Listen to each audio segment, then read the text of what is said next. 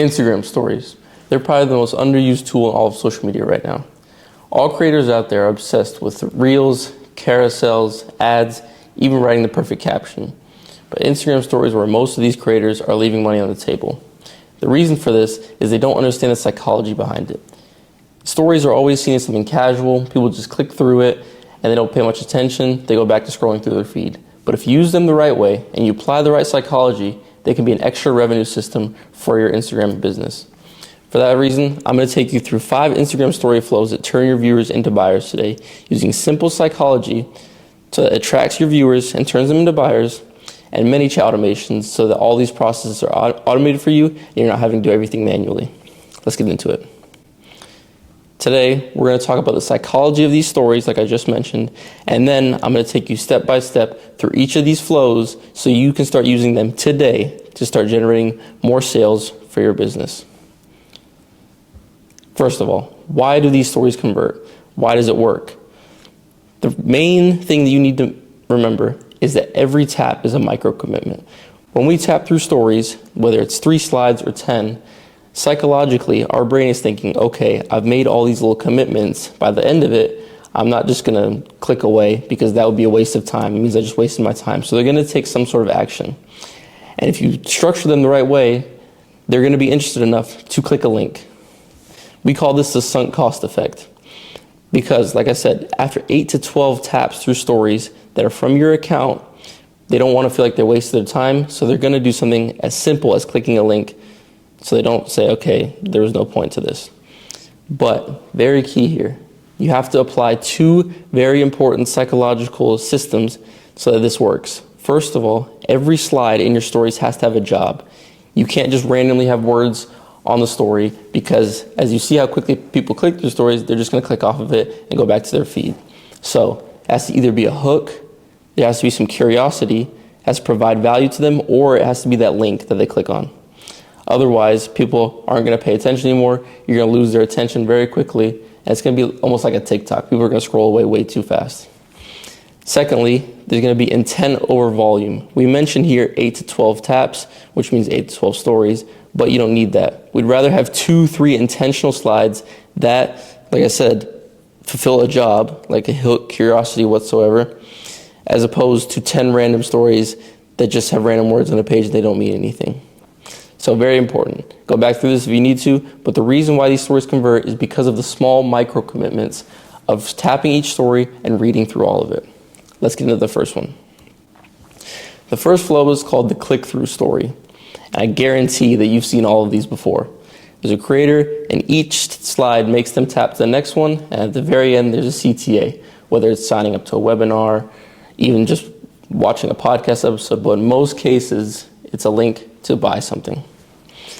This is what they typically look like. There's a hook. At the very beginning, you go into some sort of specific pain point or desire. If you're a fitness coach, you say something along the lines of, are you tired of spending hours on the treadmill but not seeing any change in your body? This is very specific to their audience because they've probably tried working out, but they're following this fitness coach because they don't know what to do. The second one is tension. You're going to build some sort of anticipation, but you're not going to give them an answer yet because, again, they have to make these micro commitments. They have to go towards the end to get the solution. So again, with our example of the fitness coach, we're going to say, I know what that's like, and I've tried something for years, but I finally found out what works. Again, we don't have the answer yet, but we have a promise that's going to give them some sort of answer. Next is the proof. We're going to layer in results. I applied this same system with Nick, and he dropped 40 pounds in 3 months. Again, we don't have the answer yet. They don't know what it is, but now they know it works. Then comes the reveal. In our stories, my system is the Fat Burner 2.0, just as an example. Now they know what it is, they're interested, they know it works, and psychologically, again, I'm going to keep going back to this, they have that micro commitment, but because by now they're on the 4th or 5th story. And then the last one comes the CTA. DM me the word fat, and I'll send you over the guide. Something like that. And by this point, like I said, because of all this time they spent, they're much, much more likely to comment that word, to click the CTA link, whatever that may be, whatever the action is. But just so you see it, again, 30 to 45 seconds of attention on social media is huge. because nowadays we're all used to TikTok, to Reels, to swiping through 30 videos within a minute. So if someone can spend 30 to 45 seconds on your stories, they've invested time, they don't want to waste it, and then either ManyChat picks up the keyword and takes care of the DMs for you, or they click a link to buy a program for you. The second one is the Q&A sticker flow, and this is honestly one of the simplest. You can post this every single week if you wanted to, and I guarantee you've seen another creator do this before, so you could probably scroll through your feed or tap through your feed right now and you can see an example of it. The basic idea is that you post a Q&A sticker on your story, people submit questions, and you answer them. The psychology behind it is because you're answering these questions for them and you add a CTA, whether it be a link or a DM keyword, people are going to think it's natural. They're not going to see it as a pitch. They're going to see, okay, this is a natural answer to my question. So I'm going to click the link. I'm going to DM this keyword, whatever you want your call to action to be. And a little advanced thing here is that if you're a big creator, you're going to get questions. Don't worry about that. But if you're a smaller creator starting out, you can even plan your own questions. You can take a separate account. You can post questions that you want your audience to ask, that you know provides a solution to the service that you have, and you can comment on your own stories, and then you can reply to them, because with these Q&A stickers, they're anonymous. So you can't tell who asked it. So you can plant your own questions if you're not getting the ones you want, or if you're a smaller audience and you're just starting out. The third one is the poll to DM flow. You've also seen these before, I guarantee it. It's a simple poll, and what you have to do here is you're going to ask questions that are specific to your offer. So let's say you're running an agency that helps with email marketing. You're going to ask a poll is, do you have an email list yet? And then the people that click yes, of course, you're probably not going to be able to help them as much, but the people that click no, you know that's your target market. That's who you're looking to help. And again, people aren't noticing this. They're just saying yes or no. It's very low friction. It's very easy. It's a buy-in from them, so that psychologically they're a bit more invested in your brand already because they answered to a story. But for you, it shows you exactly who you want to help. And then what you're going to do from there is you can find out who your target market is, and you can either manually DM them because you see who answered, who said not yet. Like, for example, I don't have an email list. Or you can have a follow-up story to that poll that says, if you answered no, not yet, DM me the word email, and I'll show you how to build an email list step by step, for example. Again, psychologically, they already responded to a story, and now you're giving them a very natural solution to the problem that they now implanted in their head. They don't have an email list. You offer something for how to build it, so they're much more likely to click that CTA, to take that action, and to in turn, hopefully at the end, become a client, a buyer for your business. Here again is an example how you can do it. You say, are you using an automation right now? Do you have an email list? Yes or not yet. They answer yes. That's probably not your target market. It's probably not people you're going to help. If they say no, not yet, that's who you need to target. You can either manually DM them or add a follow-up story where you have a CTA to buy into your program. Again, you can take a screenshot of this so you have it for reference, so you can apply it to your own business. Obviously, not everyone out there is selling email marketing, but you can adapt this to your own business. Flow number 4 is the conversation starter. And this is one of the best ways to, as it's in the name, start conversations with your audience, either manually yourself or automated through ManyChat. And I'm gonna stop this video here for a second. If you keep hearing this term ManyChat and you have no idea what I'm talking about, I have other videos on my page where you can fully get started with ManyChat. It's a way to automate your Instagram comments, DMs, basically everything, so that you're not having to constantly answer people, to constantly send DMs, all that sort of thing. So if you want to know how to do that, I have other videos on my page, step-by-step guides on how to get started, all that sort of thing. But now back to this. The premise behind this is most of the time it's only even 1 or 2 stories, and you just answer a question that provokes answers. You're going to say, what are you struggling with most right now? That can be applied to anything. Obviously, you're going to make it more specific for your niche, but you say, what are you struggling with most right now? Reply to this story. I read every single one. And either, if you want to, you can respond to every DM, because now you see who's interested. You see, okay, who's a possible lead for my business?